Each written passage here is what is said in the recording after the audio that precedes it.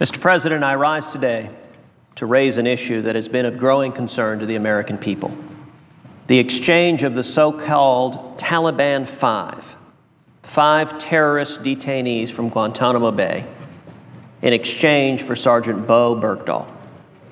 Let me say from the outset, this is not about Sergeant Bergdahl.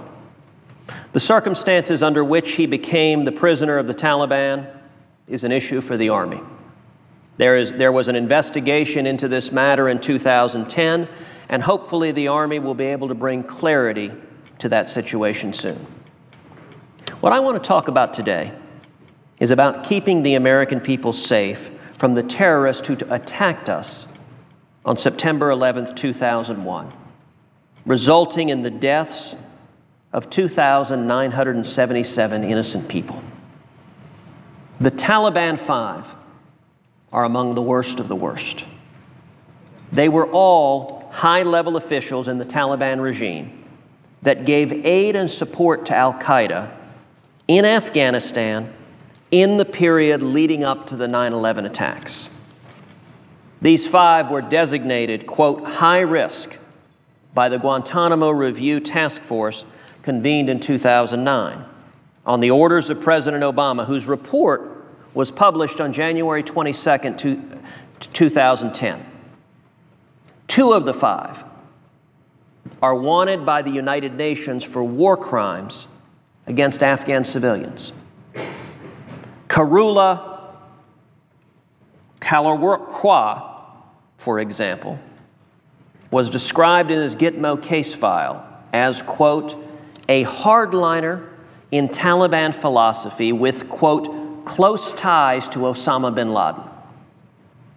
Mohammad Fazl was second in command of the Taliban army in 2001. These were not junior-level players. Capturing these five men was a priority when our troops participated in the liberation of Afghanistan from the Taliban in 2001, where our sons and daughters bled and died to free Afghanistan and to exact punishment on those who carried out a horrific terrorist attack on the United States of America. We cannot know for sure how many American soldiers paid the ultimate price to capture these five senior terrorists. Even as many other detainees at GTMO have been released, up until now, these five have been considered too dangerous to let go. Given the level of threat that they represent, any proposal to release them should be of the utmost seriousness. Unfortunately, by all indications, the administration's release treated their threat as anything but serious. Americans need to know how the Obama administration thinks it has made our nation safer by negotiating with terrorists to release these five dangerous terrorist leaders. Until President Obama can make his case and convince the American public that this swap was in our national interests, prudence dictates that all further transfers and releases from Guantanamo Bay should be off the table. Unfortunately, there have been no answers from the administration on how this deal furthers the national security interest of the American people, or why the deal was so urgent that the administration refused to comply with its legal obligation to inform Congress 30 days before the transfer. Instead, the administration has vilified those who would raise questions about it as somehow not being concerned about securing the return of our troops. That attack, that slur, shouldn't even be dignified with a response, particularly given what has been publicly admitted. Mr. President, President Obama has publicly admitted that there is, quote, absolutely a chance of the Taliban Five returning to the battlefield and attacking Americans. Indeed, the current Taliban leadership has announced that from their perspective, this deal is so good for them that they should now prioritize kidnapping other Americans. For example, last Thursday, one top Taliban commander told Time magazine, and this is a quote, "It's better to kidnap one person like Bergdahl than kidnapping hundreds of useless people. It has encouraged our people.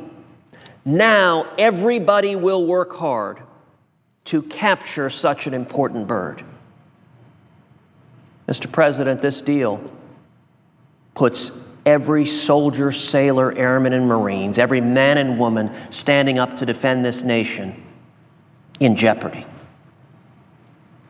The chair of the Senate Intelligence Committee, Senator Dianne Feinstein, has publicly said that she has seen, quote, "no evidence that Sergeant Bergdahl was under urgent threat in recent weeks or months."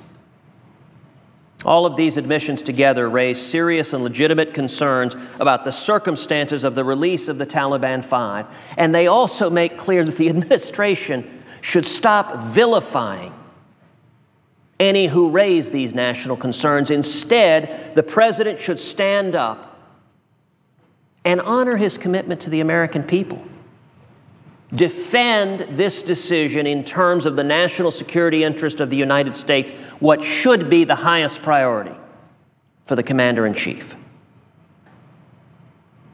Instead, we've recently learned from news reports that there are at least 4 other GTMO detainees that are being considered for release.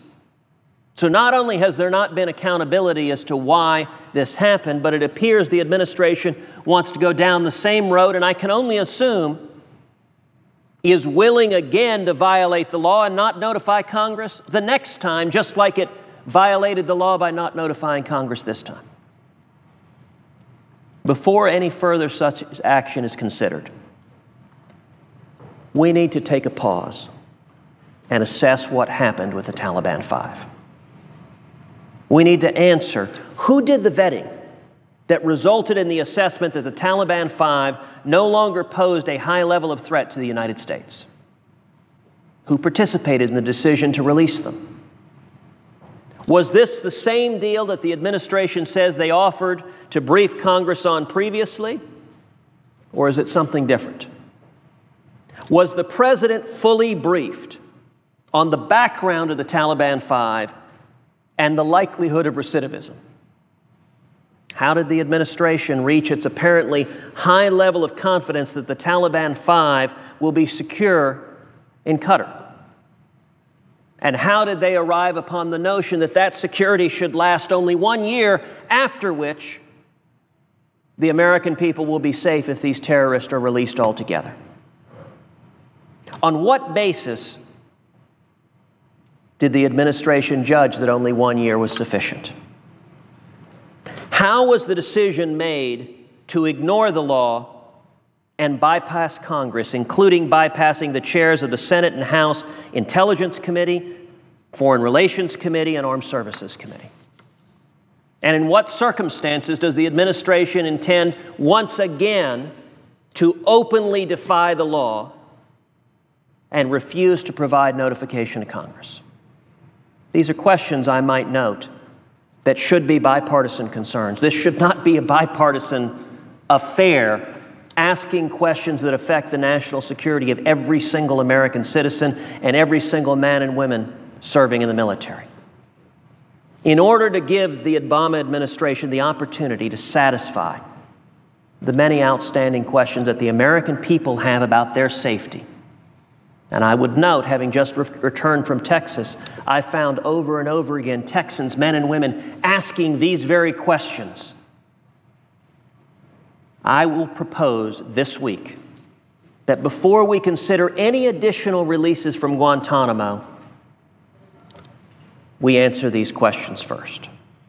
The legislation that I will be filing, number one, will immediately call for a 6-month freeze on any federal government funding to transfer detainees from Guantanamo. Number two, to enforce this legislation, the legislation will provide that should the president choose to disregard this law, as sadly has been his pattern so many other times, all funds expended in the transfer would be deducted directly from the budget of the Executive Office of the President. Number three, because we understand that conditions might possibly arise that would necessitate the release of an individual prisoner. And out of respect for the President's special role in international matters, this legislation explicitly provides a means for the President to ask Congress for a waiver of the 6-month bar in an individual case.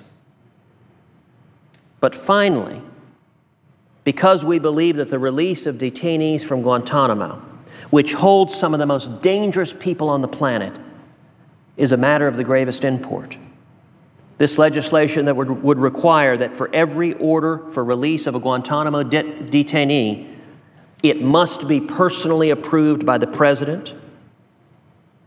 This would ensure that the fullest consideration and deliberation goes into the process. This latest deal, which was announced to the American people as a fait accompli, with no opportunity to Congress to scrutinize it, no opportunity for the American people to assess it. This latest deal constituted negotiating with terrorists to release 5 senior terrorist leaders. And it raises obvious questions. First of all, how many Americans did these 5 terrorist leaders directly or indirectly murder? How many lives, American lives, are they responsible for taking?